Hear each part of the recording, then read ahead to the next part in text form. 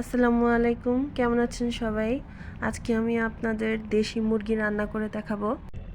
প্রথমে কড়াইটা গরম করে তেল দিয়ে দিলাম, তারপর পেঁয়াজ ও মরিচ পেস্ট দিয়ে দিলাম, এরপর আদা রসুন ও জিরা পেস্ট করে দিলাম, এরপর গরম মশলা দিয়ে দিলাম, তারপর হলুদ মরিচ ধনিয়া গুঁড়া ও লবণ দিয়ে দিয়েছি। এরপর ভালো করে কষিয়ে আগে থেকে ধুয়ে রাখা মুরগির মাংস দিয়ে দেব। তারপর ভালো করে নেড়ে চেড়ে ভালো করে কষিয়ে নেব। এরপর ঢাকনা দিয়ে ঢেকে দেব। একটু পরপরই ঢাকনা উঠিয়ে নেড়ে চেড়ে দিতে হবে যাতে নিচে লেগে না যায়। ফেসবুকে আমি নতুন, অনেক কিছুই বুঝি না। আমার ভিডিওগুলোতে বেশি বেশি লাইক কমেন্ট ও স্টার দিয়ে আশা করি আপনারা আমার পাশে থাকবেন, আমাকে সাপোর্ট করবেন। কষানো হয়ে গেলে আলু দিয়ে